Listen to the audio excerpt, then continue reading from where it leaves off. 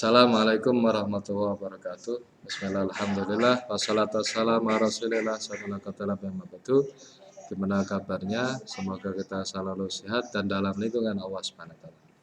Pada kesempatan kali ini saya akan menerangkan materi pelajaran saya untuk kelas 10, yaitu bab yang kedua tentang organisasi IPNU IPPN, ya.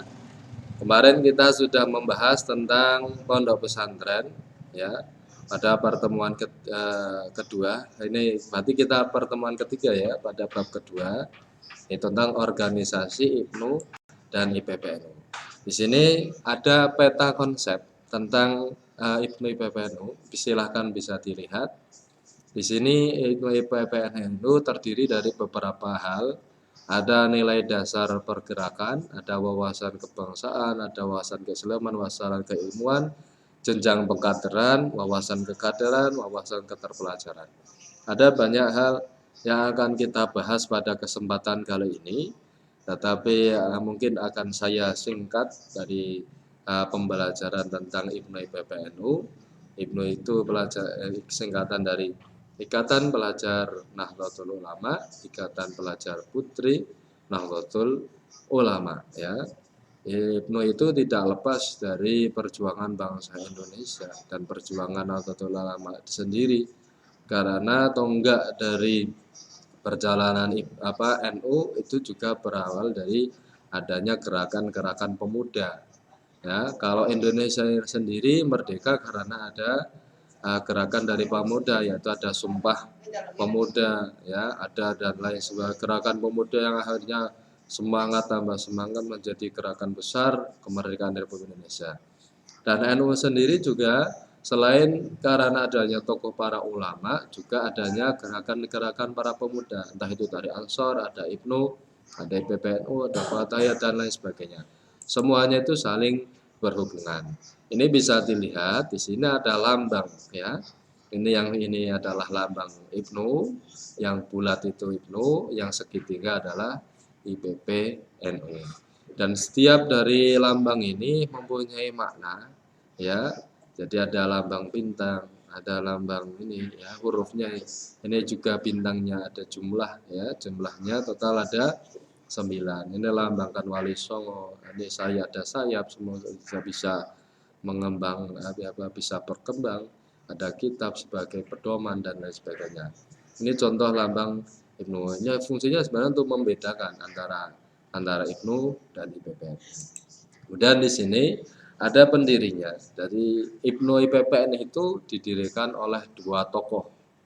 Kalau IPNU, ya, satu pendirinya adalah Profesor Dr. Tholhah Mansur, ya, pendiri dari IPNU.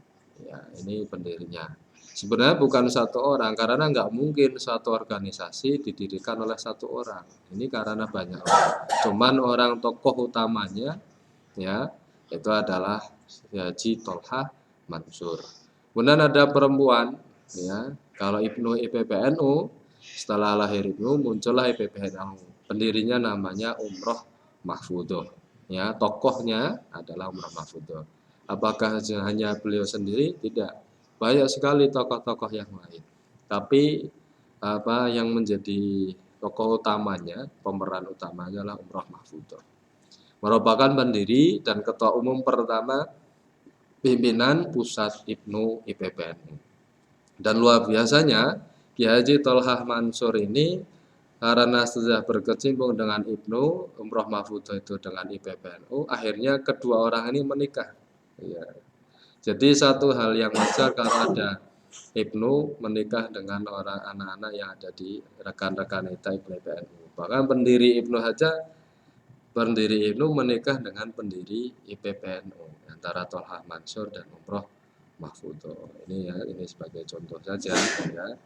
Nah, ini kalian bisa dilihat dari kapan berdirinya. Kemudian struktur organisasi IPNU IPPNU. Di sini disebutkan pimpinan terdiri dari beberapa rangkaian struktur organisasi. Ada pimpinan pusat, yaitu disebut PPIPNU, IPPNU, pimpinan wilayah yaitu PW IPNU, PW IPPNU. Ada pimpinan cabang, Ya, cabang itu berarti kabupaten kota, PJ IPNU, PJ IPBNU, ada pimpinan anak cabang PAC IPNU, PPAC IPBNU, pimpinan ranting IPR IPNU, IPR IPBNU, ranting itu berarti tingkat desa, ada yang di bawah tingkatan desa itu ada pimpinan namanya komisariat, PR, PK ya, pimpinan komisariat itu berada di madrasah, sekolah atau satu lembaga ya. Ini struktur organisasi, silahkan bisa dipelajari, dihafalkan. Kalau bisa ditulis ya, ini struktur organisasi. Siapa tahu nanti akan keluar dan biasanya keluar di ujian. Ya, ada PP, PW, PC, PAC, PR, PK. Kemudian sistem pengkaderan IPNU PPNU ini terjadi di beberapa langkah-langkah, yaitu satu ada istilah masa kesehatan anggota yang disingkat Makesta. Orang-orang masuk IPNU, IPBNU ada Makesta untuk melatih pengkaderan. Dan setelah itu dia akan naik ke latihan kader muda yang disingkat dengan Lakmut. Setelah itu dia naik lagi ke latihan kader madya yang disebut Lakmat. Kemudian latihan Lakut ada ke latihan kader utama. Ya, ini sudah tingkatan tertinggi yang sudah tinggi. Kalau sudah nanti ada latihan pelatih. Karena pelatih pun juga perlu dilatih. Karena tidak semua orang itu bisa menjadi pelatih. Makanya butuh ada latihan pelatih ya, supaya bisa menjadi pelatih yang handal untuk para kader-kader yang ada di bawahnya.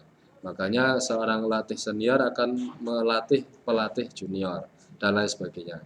Kemudian yang keenam, latihan pengembangan minat dan bakat. Ini penting ya untuk melatih para siswa-siswi atau para kader-kader selanjutnya untuk bisa melatih dan ada kesatiaan, ada supaya bisa cakap dalam sistem suatu organisasi khususnya IPNU IPBNU ya.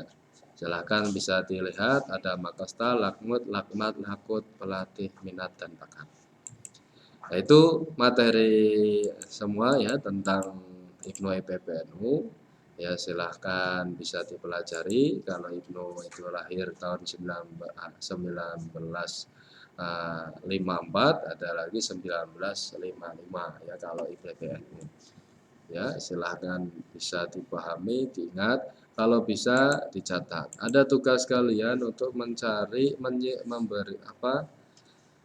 sejarah singkat dari PPNU. Ya, bisa kalian baca di buku yang sudah saya share. Ya, share melalui PDF itu, atau bisa kalian browsing tentang sejarah singkat IPNU IPBNU. Ini tugas untuk kalian supaya kalian mau belajar, jangan cuma mendengarkan, melihat, tapi kalian ada mau literasi atau menulis. Ya, karena menulis itu penting.